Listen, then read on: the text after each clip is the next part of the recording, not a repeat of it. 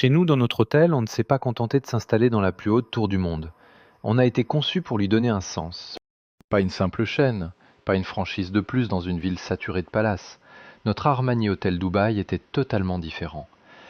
Le premier hôtel entièrement pensé, dessiné et habillé par monsieur Giorgio Armani lui-même. Chaque tissu, chaque surface, chaque espace découlait directement de la vision de ce maître de l'esthétique moderne. Nous avons ouvert en 2010 en même temps que la Burj Khalifa, occupant le bas de la tour et les 38e et 39e étages de ce géant de 828 mètres. Pendant 15 ans, notre message était simple. Pour vivre la haute couture jusque dans son sommeil, notre adresse était la seule sur toute la Terre. Avant que je ne vous raconte la suite, abonnez-vous et activez les notifications. Ce que je vais vous révéler dépasse de loin de simples travaux et touche à notre douloureuse réalité. Le 1er avril 2026, notre hôtel a officiellement fermé ses portes. Nos chambres, nos suites, notre spa et nos 8 restaurants et bars, tout est devenu silencieux. La direction a parlé d'une rénovation totale pour réinventer l'hospitalité Armani, avec un retour prévu fin 2026. Mais nos réservations en ligne sont bloquées jusqu'au 4 janvier 2027. Notre communiqué officiel était élégant, très mesuré, entièrement axé sur notre philosophie du design. 15 ans passés à accueillir nos clients, une mode qui évolue, le moment d'ouvrir une nouvelle page. Sur le papier, cette explication tenait debout. On tournait sans arrêt depuis 15 ans. Les rénovations font partie de la vie d'un palace. Notre marque devait rester au niveau dans une ville ultra compétitive. Mais voilà ce que la direction ne dit pas. On ne ferme pas par hasard. Cette fermeture s'inscrit dans un contexte, et le moment choisi pour nous fermer n'a rien d'un hasard. C'est la pire crise touristique à Dubaï depuis des décennies. Pour comprendre l'envers du décor, il faut remonter au 28 février 2026.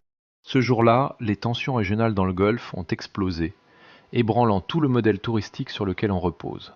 En quelques jours, plus de 2400 missiles et drones visaient les aéroports, ports et hôtels. Heureusement, 90% ont été interceptés. Mais des débris sont tombés sur la luxueuse Palm Jumeirah, touchant de plein fouet l'hôtel Fairmont. Les images ont immédiatement envahi tous nos réseaux sociaux.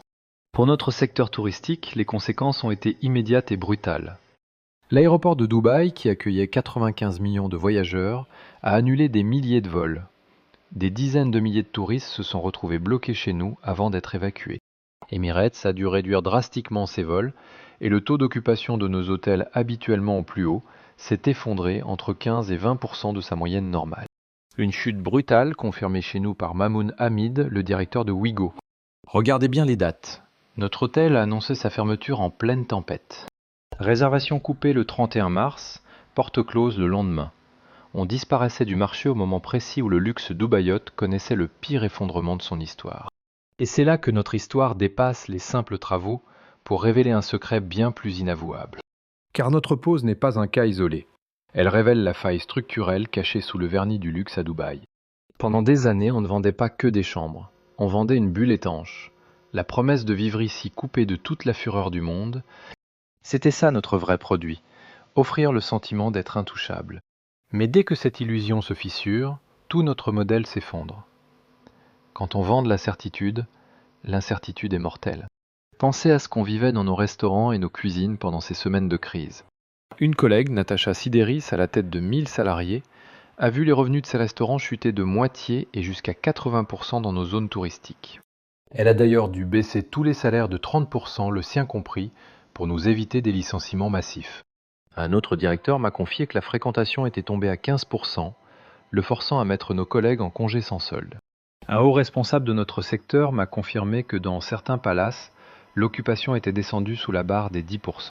Il m'a dit fermer pour couper les coûts et voir venir était logique. Cette simple phrase change toute notre perspective. Voilà la triste vérité quand l'un de nos palaces ferme pour travaux en pleine crise. Certes, le chantier était prévu. Les travaux étaient peut-être nécessaires. Mais décider de tout couper aujourd'hui, de retirer nos chambres du marché et de renvoyer toutes nos équipes à la maison, ce calendrier ne relève pas de la philosophie. C'est purement économique. Il faut limiter les pertes financières et attendre que la confiance revienne chez nos clients. Et on n'était pas les seuls. Le Burj Al Arab a aussi fermé ses portes pour sa première vraie rénovation en 27 ans. Le Saint-Régis de la Palme a fermé. Le Parc Hyatt a programmé ses travaux dès le 1er mai pour 6 mois. 5 de nos plus grands palaces ont ainsi annoncé leur fermeture coup sur coup en l'espace de quelques semaines. Officiellement pour travaux. Officieusement, tout notre secteur essaie de gagner du temps. Et la crise touche l'ensemble de l'économie. Les données d'AirDNA montrent plus de 226 000 annulations de location de courte durée chez nous en seulement un mois. Une réalité confirmée par le cabinet Tourism Economics. On prévoyait entre 23 et 38 millions de voyageurs en moins chez nous au Moyen-Orient en 2026, privant notre secteur de 34 à 56 milliards de dollars. Pour nous soutenir, le gouvernement a débloqué 272,26 millions de dollars pour les entreprises.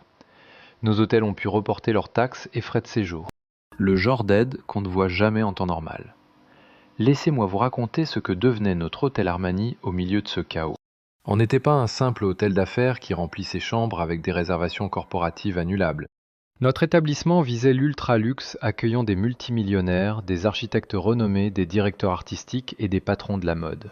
Nos clients venaient spécifiquement pour notre adresse, avec 1000 alternatives à Paris, Milan ou Tokyo. S'ils s'arrêtent de voyager, on ne fait pas de tourisme local, nos couloirs se vident. Et dans une ville qui vit d'apparence, voir notre hôtel vide au cœur de la Burj Khalifa, c'était une image intolérable pour notre direction.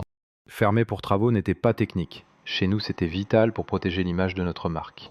Mieux vaut éteindre les lumières pour rénover que de paraître désert. Est-ce la fin pour notre hôtel ?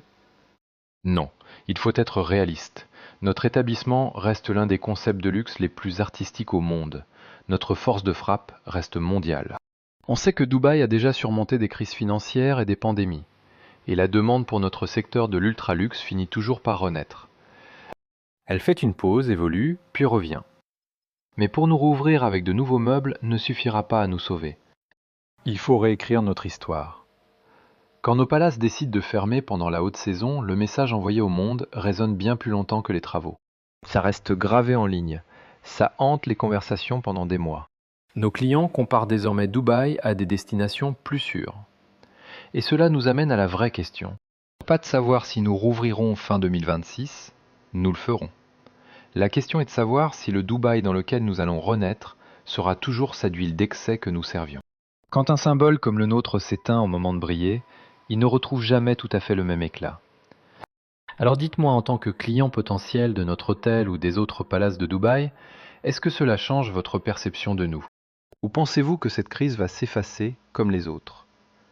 Donnez-moi votre avis en commentaire. Et si vous voulez plonger avec moi dans les coulisses de l'industrie, abonnez-vous. Nous ne faisons que commencer.